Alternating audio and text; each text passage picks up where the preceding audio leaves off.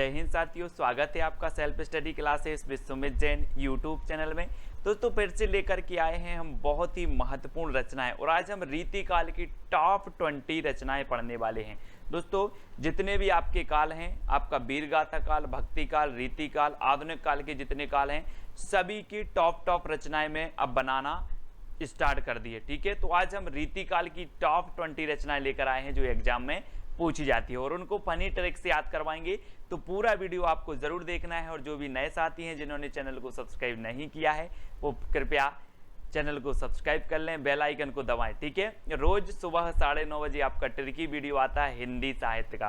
तो स्टार्ट करेंगे दोस्तों आज का ये वीडियो और सभी लोग वीडियो को लाइक और शेयर अवश्य करें। और दोस्तों जो भी व्हाट्सएप ग्रुप से नहीं जुड़े हैं वो 9098609291 है ना, ये व्हाट्सएप नंबर है। तो इस पे आप SMS करें, आपको लिंक मिल जाएगी व्हाट्सएप की। ठीक है, तो स्टार्ट करते हैं। सबसे पहला जो आपका क्वेश्चन है दोस्तों, शब्द रसायन की रचनाकार कौन है? ये शब्द रसायन है और 4 विकल्प हैं, 2 सेकंड आपको दिए जाते हैं। तब तक मैं आपको बता दूं कि शब्द को रसायन देव, शब्द को रसायन देव, है ना। हम बोल देते ना यार राशन पानी देव, राशन पानी देव, ऐसे ही शब्द को राशन पानी देव, शब्द को क्या दो? राशन पानी देव। तो देव से देव कवि, यानी कि आपका जो C नंबर है वो बिल्कुल सही हो जाएगा। शब्द को आप कैसे याद रखोगे? शब्द को राशन पानी देव, यानी कि सा नंबर। ठीक है, अगला है कवि कुल कल्पतरु की रचनाकार कौन है? दोस्तों आपको कुछ नया करना होगा। रचनाएं अगर याद करनी है तो व्यवहारिक जीवन से जोड़ना होगा, ट्रिक बनानी होगी। ठीक है, रिलेट करना होगा। अब आपको बताना कवि कुल कल्पतरु की रचनाकार कौन है। अब एक चीज बताना दोस्तों, इसको मैंने आपको कई बार याद करवाया। कैसे याद करवाया है कि कुल की चिंता सभी को रहती है, आपको भी रहती है, हमें भी अपने कुल की चिंता रहती है, आपको भी अपने कुल की चिंता रहती है। तो यहां पर आया है कुल, और कवि कुल कल्पतरु के रचनाकार कौन होंगे? कौन होंगे? चिंता रहती है तो चिंतामणि, यानी कि आपका जो विकल्प नंबर D है वो बिल्कुल सही हो जाएगा। ठीक है, अगला है दोस्तों ब्रहबारिश की रचनाकार कौन है? 4 विकल्प हैं और 2 सेकंड आपको दिए जाते हैं। और आपको पता है कि जब ब्रह होता है किसी व्यक्ति को तो उसको कुछ समझ में नहीं आता। वो कैसा हो जाता है? बिल्कुल बोधा हो जाता है। अपन बोलते यार तुम तो बोधा हो गए हो, है ना। ब्रह जब होता है व्यक्ति को तो वो उसको कुछ समझ में नहीं आता और वह बोधा बन जाता है। तो ब्रहबारिश की रचनाकार कौन होंगे? कौन होंगे? बोधा, बोधा कवि होंगे, यानी सा नंबर आपका बिल्कुल सही हो जाएगा। जब ब्रह की बारिश होती है तो व्यक्ति बोधा बन जाता है, वैसे ही रचना है ब्रहबारिश और ब्रहबारिश की रचनाकार कौन है? बोधा। याद रख लेना, ये सिर्फ रिलेट और याद करने का तरीका है। ठीक है, तो सा नंबर आपका बिल्कुल सही हो जाएगा। अगला देखो छंदमाला की रचनाकार कौन है? दोस्तों बहुत ही बढ़िया रचना पूछी जाती है। ये छंदमाला कई बार पूछी गई है। केशवदास जी की विज्ञान गीता, रामचंद्रिका, छंदमाला, ये रचनाएं पूछी जाती है। इनकी कवि प्रिया, रसिक प्रिया, लेकिन ये छंदमाला आपको याद नहीं होती दोस्तों, लेकिन आज याद हो जाएगी कि छंद की माला हमें कहाँ पहनना है? केसों में। ये देखो केसों में हमें छंद की माला पहननी है तो केशवदास। छंदमाला कहाँ पहननी है? केसों में। छंदमाला कहाँ पहननी है? केसों में, है ना, तो केशवदास। इस प्रकार से अगला है कवित्र रत्नाकर की रचनाकार कौन है? दोस्तों सबसे मोस्ट इंपोर्टेंट रचना है रीति काल की और हमेशा पूछी जाती है। तो कवित्र रत्नाकर की रचनाकार 4 विकल्प हैं और 2 सेकंड आपको दिए जाते हैं। और आपको पता है दोस्तों कि जो सेना है वो हमारी रत्न के समान है। हमारे देश की सबसे अनमोल जो रत्न है वो हमारी सेना है। तो सेना रतन है, तो कवित्र रत्नाकर के रचनाकार कौन होंगे? कौन होंगे? रतन है तो सेनापति, सेनापति, यानी कि B नंबर आपका बिल्कुल सही है। अब आप कभी नहीं भूलना दोस्तों, सेना हमारी क्या है? अनमोल रतन है। तो रत्नाकर, कवित्र रत्नाकर, सेनापति। ठीक है, इस प्रकार से। अगला है माधवा नल काम कंदला की रचनाकार कौन है? दोस्तों माधवा नल काम कंदला, है ना दोस्तों। नल का काम करते करते, नल का काम करते करते आलम बिगड़ जाता है। क्या बिगड़ जाता है? नल का काम करते करते आलम बिगड़ गया, यानी कि जो A नंबर है वो बिल्कुल सही होगा। नल, माधवा नल काम कंदला, काम करते करते, नल का काम करते करते आलम बिगड़ गया।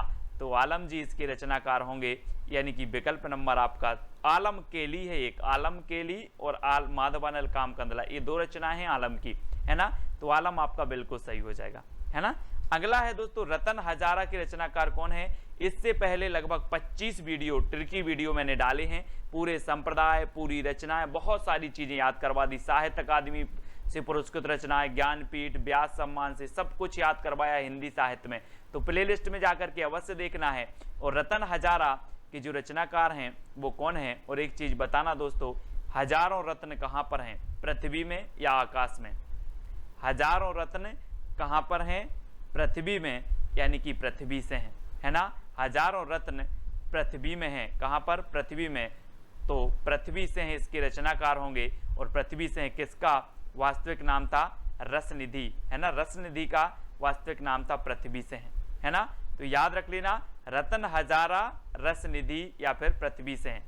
तो सा नंबर आपका यहाँ पर बिल्कुल सही हो जाएगा। अगला क्वेश्चन है दोस्तों, शकुंतला नाटक की रचनाकार कौन है। 4 विकल्प हैं। देखो, आपने रामायण महानाटक पूछा गया आपसे, हनुमान नाटक आपसे पूछ लिया गया परीक्षों में, और शकुंतला नाटक, ये तीनों नाटक पूछे जाते हैं दोस्तों, है ना। हनुमान नाटक हृदय राम, है ना, और रामायण महानाटक प्राणचंद चौहान, और इस शकुंतला नाटक भी आपको याद रखना है।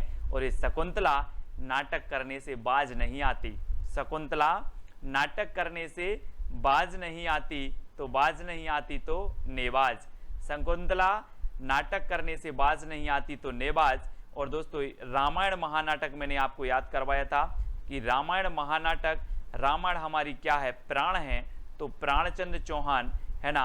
और हनुमान नाटक, तो हनुमान जो है अपने हृदय में राम को रखते हैं, तो हृदय राम, हनुमान नाटक हृदय राम।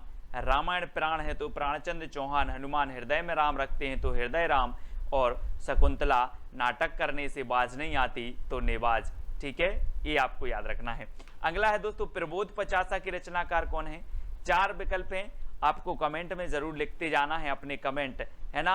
और लास्ट में एक प्रश्न, चैलेंज प्रश्न आपको दूंगा जिसका उत्तर आपको बताना होता है। और प्रबोध पचासा के जो रचनाकार हैं वो कौन है, पद्माकर। आपको दोस्तों 50 पदम चलना है, 50 कदम या फिर 50 पदम, क्या है, 50 पदम चलना है तो पद्माकर, 50 पदम चलना है तो पद्माकर। इनकी रचना एक गंगा लहरी है दोस्तों, गंगा लहरी है, जगत विनोद है, प्रबोध पचासा है, ये रचनाएं हमेशा पूछी जाती हैं पद्माकर जी की, ठीक है। अगला प्रश्न है, हित तरंगिणी की रचनाकार कौन है। हित तरंगिणी के बताना है दोस्तों। अब एक चीज बताना कि अगर दोस्तों आपके ऊपर कृपा राम की हो जाए, कृपा राम की हो जाए तो आपका हित होगा कि अहित होगा, क्या होगा, हित होगा ना। कृपा राम की हो जाए तो हित होगा। तो हित तरंगिणी की रचनाकार कौन होंगे, हित तरंगिणी के रचनाकार होंगे दोस्तों कृपा राम। और हिम तरंगिणी आपने पढ़ा होगा माखनलाल चतुर्वेदी का, हिम तरंगिणी, है ना, हिम तरंगिणी माखनलाल चतुर्वेदी की। और हित तरंगिणी कृपा राम की, क्योंकि हित कृपा राम की होती है तो हित होता है, यानी कि जो आपका ए नंबर है वो बिल्कुल सही हो जाएगा, ठीक है। अगला है, अध्यात्म प्रकाश के रचनाकार कौन है। दोस्तों अगर आप अध्यात्म करोगे, अध्यात्म से जुड़ जाओगे, अध्यात्म यानी कि भगवान की भक्ति से अगर आप जुड़ जाओगे तो आपको दुख नहीं मिलेगा, आपको क्या मिलेगा, सुख मिलेगा। अगर अध्यात्म से जुड़ जाओगे और अध्यात्म का प्रकाश अगर आपके जीवन में आ जाए तो आपको सुख मिलेगा, यानी कि सुखदेव मिश्र, अध्यात्म का प्रकाश आपके जीवन में आ जाए तो आपको क्या मिलेगा, सुख। तो सुखदेव मिश्र इसके क्या हो जाएंगे, रचनाकार हो जाएंगे, किसके, अध्यात्म प्रकाश के, ठीक है। तो सा नंबर आपका बिल्कुल सही हो जाएगा। अगला है, शिवराज भूषण के रचनाकार कौन है। दोस्तों आपको पता है कि यहाँ पर भूषण आ गया है, भूषण, तो भूषण आ गया है तो निश्चित ही ये भूषण की रचना होगी। और इस शिवराज भूषण में 105 अलंकारों की बात की गई है दोस्तों। वैसे भरत मुनि ने 4 अलंकार बताए हैं, है ना। और शिवराज भूषण के जो रचनाकार हैं कौन है, भूषण। और भूषण को जा उपनाम है, ये भूषण उपनाम है इनका, बाकी इनका वास्तविक नाम कुछ विद्वान घनश्याम मानते हैं और कुछ विद्वान मनीराम मानते हैं, है ना। तो ये याद रख लेना, भूषण, ये शिवराज भूषण इनकी रचना है, छत्रसाल दशक है, शिवराज भूषण है ना। और अगला है, यमुना लहरी की रचनाकार कौन है। 4 विकल्प आपको दिए जाते हैं दोस्तों, यमुना, और आपको पता है गंगा लहरी पद्माकर की है, लेकिन यमुना लहरी, यमुना में कौन कूद गए थे? शेषनाग था ना यमुना में, बहुत भयंकर शेषनाग था, और उस शेषनाग को पकड़ने कूद गए थे कौन? ग्वाल। ग्वाल किसे बोलते थे? श्री कृष्ण को। तो ग्वाल कवि यमुना में कूद गए थे कौन? ग्वाल। तो ग्वाल कवि की ये रचना होगी कौन सी? यमुना लहरी। ये चित्र के माध्यम से देखो दोस्तों, ये शेषनाग है और यमुना में इस शेषनाग को पकड़ने कूद गए थे ग्वाल यानी कि श्री कृष्ण, है ना, यमुना लहरी। तो यमुना लहरी ग्वाल कवि की और गंगा लहरी पद्माकर की, ये चीज याद रखनी है। अगला है सभा मंडन की रचनाकार कौन है? सभा मंडन। दोस्तों सभा कोई सी हो, सभा आपने देखी होगी, दुनिया में बहुत सारी सभाएं होती हैं, लेकिन सभाओं में गरीबों का बोलबाला नहीं होता। किसका होता है? अमीरों का। अमीरों का बोलबाला होता है, आपने देखा होगा अमीरों का बोलबाला होता है। तो सभा मंडन के रचनाकार कौन होंगे? अमीरों का होता है तो अमीरदास। कौन होंगे? अमीरदास। अब याद रख लेना, मैं पूछूंगा सभा मंडन किसका है, तो आप बोलोगे सर सभा में गरीबों की पूछ नहीं होती, अमीरों का बोलबाला होता है तो अमीरदास। ठीक है, यानी कि सा नंबर आपका बिल्कुल सही होगा। और अगर ट्रिक अच्छी लगे तो कमेंट में बता देना, और कौन सी सबसे अच्छी ट्रिक लगी है वो भी आपको कमेंट में बताना है। इश्क लता की रचनाकार कौन है दोस्तों? 4 विकल्प हैं इश्क लता, और आपको पता है कि रीति काल में कौन सा ऐसा कवि है जो इश्क की लताएं फैला रहा था? कौन फैला रहा था? आपको पता है कि इश्क की लताएं फैला रहा था, तो वो फैला रहा था घनानंद। घनानंद कवि थे जो इश्क की लताएं फैला रहे थे, यानी कि जो डी नंबर है वो बिल्कुल सही हो जाएगा, है ना। और ये इनकी प्रेमिका का नाम था सुजान, है ना, और सुजान के प्रेम में ये अपनी लताएं फैला रहे थे। तो इश्क लता, सुजान के इश्क में लताएं फैला रहे थे कौन? घनानंद, यानी डी नंबर आपका बिल्कुल सही हो जाएगा। अगला है दोस्तों सुधा निधि की रचनाकार कौन है? अब 4 विकल्प में 2 सेकंड आपको दिए जाते हैं। सुधा निधि, सुधा मतलब होता है दोस्तों अमृत, है ना, और अमृत की निधि जैसा समझते हैं अगर बच्चों को ये टोस्ट या ब्रेड मिल जाए, टोस्ट या ब्रेड मिल जाए तो बच्चे क्या समझते हैं? सुधा मिल गया, जैसे सुधा की निधि मिल गई।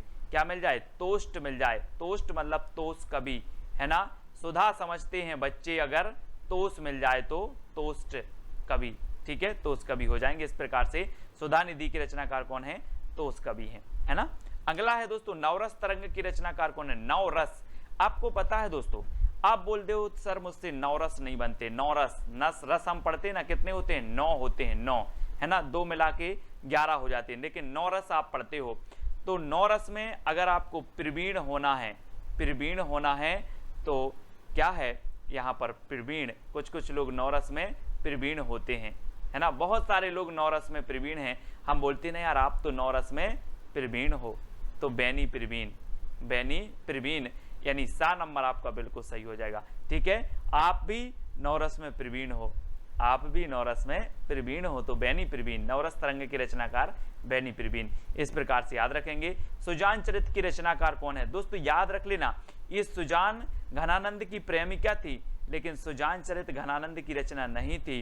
ये किसकी थी? सुजान के पैर में क्या आ गई? सूजन आ गई। देखो, सुजान के पैर में सूजन आ गई तो सूदन कवि, है ना, सूजन आ गई तो सूदन कवि। सुजान चरित के रचनाकार कौन होंगे? सूदन कवि, क्योंकि सुजान के पैर में क्या आ गई? सूजन तो सूदन। इस प्रकार से देखो, ये सूजन आ गई और सूजन आ गई तो कौन होंगे? सूदन कवि होंगे। अब कभी भूलना नहीं, बोले सर सुजान चरित, हाँ सुजान चरित, सुजान के पैर में क्या आ गई? सूजन आ गई तो सूदन कवि। इस प्रकार से याद रखेंगे।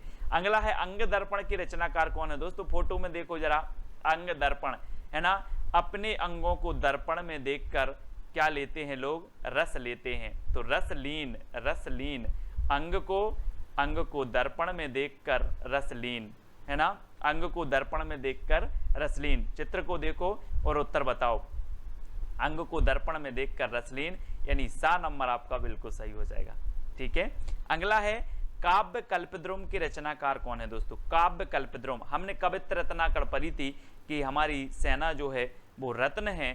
और दोस्तों आपको पता होगा कि जो सेना होती है वो वृक्षों की ओट लेकर के बच बच के दुश्मनों पर क्या करती है? वार करती है। तो काय पर ओट लेकर के?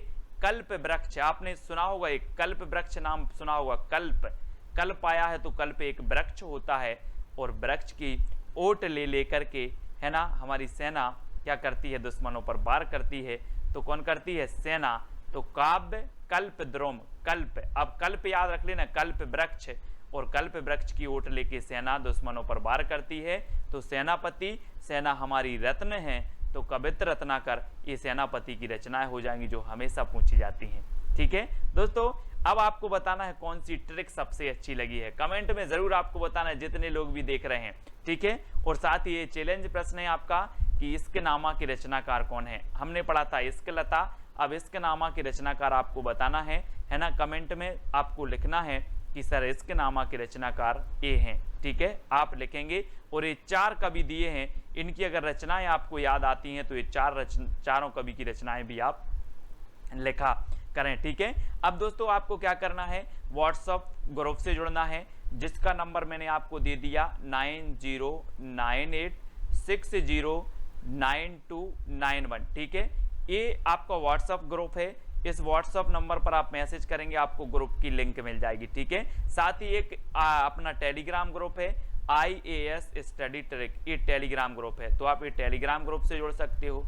ठीक है, और वीडियो को लाइक और इस प्रकार से सब्सक्राइब का बटन दबाकर बेल आइकन को जरूर दबाएं दोस्तों। और रोज सुबह 9:30 बजे आपकी कक्षा होती है, सुबह 9:30 बजे ट्रिकी वीडियो, हिंदी साहित्य ट्रिकी वीडियो, सब कुछ ट्रिक से दोस्तों। ठीक है, तो वीडियो को लाइक और शेयर अवश्य करें। वीडियो कैसा लगा कमेंट के माध्यम से बताएं। आज के वीडियो के लिए बस इतना ही। जय हिंद।